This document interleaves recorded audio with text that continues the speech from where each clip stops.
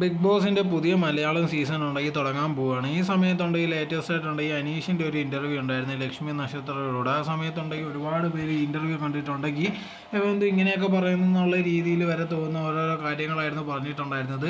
അതിലൊരു കാര്യം എന്ന് പറഞ്ഞാൽ കണക്ക് ലക്ഷ്മി ചോദിക്കുന്നുണ്ട്, ആദ്യമായിട്ടുണ്ടെങ്കിൽ അനുമോളെ ബിഗ് ബോസിൽ വെച്ച് കണ്ടപ്പോഴത്തേക്കുണ്ടെങ്കിൽ മനസ്സിലായില്ലയോ എന്നുള്ള രീതിയിൽ ചോദിക്കുന്നുണ്ട്.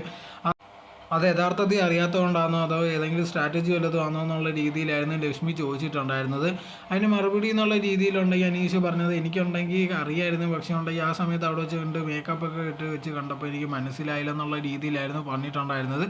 അതിൽ നിന്ന് നമുക്ക് മനസ്സിലായൊരു കാര്യം എന്ന് പറഞ്ഞാൽ ഇതുണ്ടെങ്കിൽ കള്ളം പറഞ്ഞെന്ന ഒരു കാര്യമാണ്. അവന് മനസ്സിലായി, പക്ഷേ അതുണ്ടെങ്കിൽ ഒരു അടവിറക്കിയതാണ്. പിന്നെ ഉണ്ടെങ്കിൽ ഇതേ കണക്ക് താനുണ്ടെങ്കിൽ സ്ത്രീവിരുദ്ധനാന്നുള്ള രീതിയിലൊക്കെ പറയുന്നുണ്ട്. അങ്ങനെയൊന്നും വല്ല ആൾക്കാരുണ്ടെങ്കിൽ അങ്ങനത്തെ ഉള്ളൊരു നരേറ്റീവ് കൊടുത്തിയാന്നൊക്കെ പറയുന്നുണ്ട്. അങ്ങനത്തെ ഉള്ള ഒരു കാര്യം എനിക്ക് സ്ത്രീകളോട് ഒരു പ്രശ്നമില്ല, ഞാൻ ബഹുമാനത്തോടെ മാത്രമേ അവരുടെ സംസാരിക്കൂ എന്നുള്ള രീതിയിലൊക്കെയായിരുന്നു പറഞ്ഞിട്ടുണ്ടായിരുന്നത്.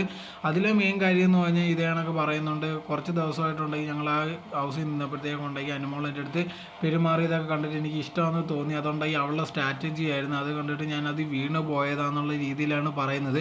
നമ്മൾ നോക്കിക്കഴിഞ്ഞാൽ അറിയാം അനുമോളുണ്ടെങ്കിൽ അങ്ങനത്തെ ഉള്ള ഒരു കാര്യം ചെയ്തിട്ടില്ല. സാധാരണ രീതിയിൽ ഫ്രണ്ട്ലി ആയിട്ടുണ്ടെങ്കിൽ അവരുടെ അടുത്ത് സംസാരിച്ചതാണ്. പക്ഷേ എവനാണുണ്ടെങ്കിൽ അത് അനീഷ് ഭയങ്കരമായിട്ടുണ്ടെങ്കിൽ തെറ്റിദ്ധരിക്കുകയും ചെയ്തിട്ടുണ്ടായിരുന്നു. അത് കഴിഞ്ഞപ്പോഴത്തേക്കുണ്ടെങ്കിൽ ലവ് ഇതാന്ന് പറഞ്ഞ് ഇരുന്നിട്ടുണ്ടായിരുന്നു. പിന്നെ നോക്കിക്കഴിഞ്ഞാൽ ഒരുപാട് പേരുണ്ടെങ്കിൽ അനുമോളെ ടാർഗറ്റ് ചെയ്തപ്പോൾ പോലും ഉണ്ടെങ്കിൽ അനീഷ് ഒന്നും ഒരു കാര്യം എതിർക്കുകയൊന്നും ചെയ്തിട്ടില്ലായിരുന്നു. അങ്ങനെ ഇരിക്കുന്ന സമയത്തുണ്ടെങ്കിൽ അനുമോൾ തന്നെയാണ് അത് നേരിട്ടത്. എന്നിട്ടുണ്ടെങ്കിൽ പറയുന്നുണ്ട് അനുമോളാണ് സ്ട്രാറ്റജി ഇറക്കിയെന്നുള്ള രീതിയിലൊക്കെ. ഇതുണ്ടെങ്കിൽ ഭയങ്കര ഒരു കള്ളത്തരമാണ് ഈ പറയുന്നത്.